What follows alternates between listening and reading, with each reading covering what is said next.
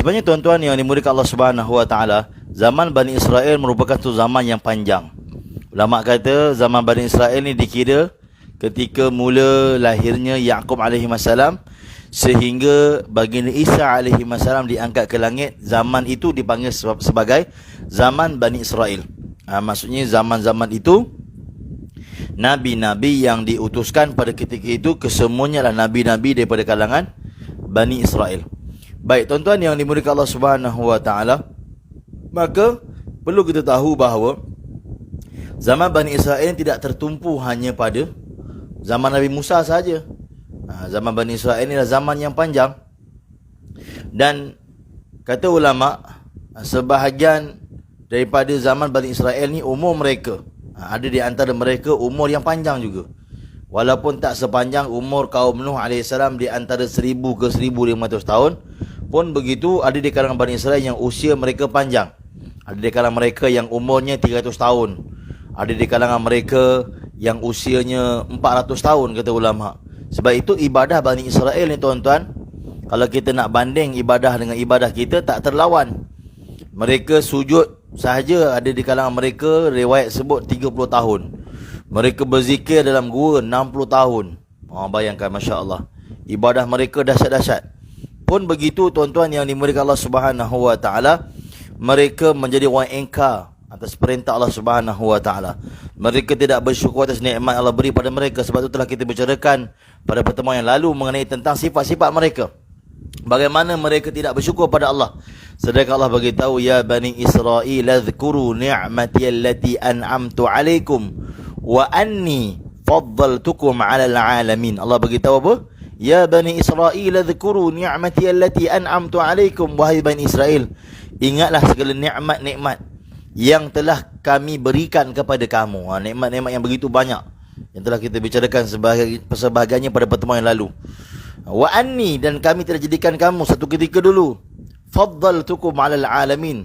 Maksudnya orang yang terbaik, yang termulia, yang terafdal di kalangan seluruh manusia di seluruh dunia pada ketika itu. Sebab itu ulama tafsir kata Allah gunakan wa anni. Allah tidak gunakan inni.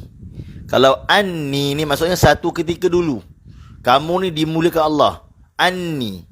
Tapi kalau sekarang inni, kata ulama kalau digunakan inni, kalau digunakan perkataan inni itu maksudnya sampai sekarang lah Bani Israel itu hebat. Tidak.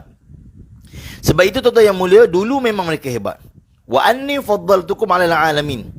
Wa anni, dulu kata Allah, mereka ni Allah muliakan. Mereka ni memang hebat. Kenapa? Kerana nabi-nabi diutuskan di kalangan mereka. Bahkan mereka ni adalah orang yang beriman pada Allah Subhanahu Wa Taala.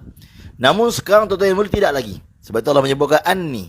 Jadi tuan-tuan yang mulia, sebab itu tak boleh kita kata Yahudi lain lah, dia orang ni bangsa yang bijak, dia orang ni bangsa yang hebat, dia orang bolehlah kuasai dunia. Tidak.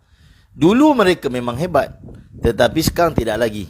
Dan tuan-tuan yang mulia, kalau tuan-tuan pergi tengok ataupun membaca artikel-artikel, bukan semua Yahudi pandai.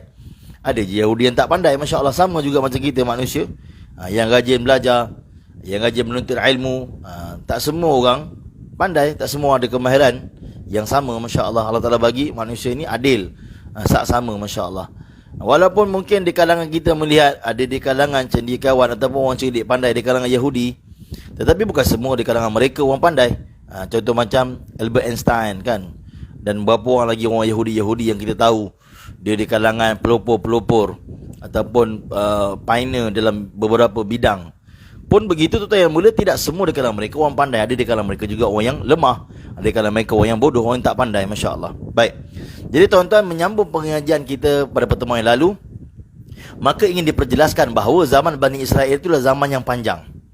Bermula daripada zaman Yaqub alaihi wasallam hingga Isa alaihi wasallam diangkat ke langit, maka zaman itu dipanggil sebagai zaman Bani Israel. Dan nabi-nabi yang diutuskan pada ketika itu dipanggil nabi-nabi Bani Israel. Nabi-nabi ini tuan-tuan yang mulia diuji dengan begitu macam ujian. Seperti saya cerita pada pertemuan yang lalu, antara sifat ataupun hobi Bani Israel ialah bunuh nabi-nabi. Wa yaqtuluna al-anbiya bighairil haqq. Bunuh nabi-nabi, ini hobi mereka. Sebagai besar ribuan nabi-nabi Bani Israel. Nabi-nabi ni 124,000 tuan-tuan. 124,000 Nabi-Nabi. Kata ulama, sebahagian besar mereka dibunuh oleh Bani Israel. Bayangkan, Masya Allah, dahsyat tak dahsyat Bani Israel.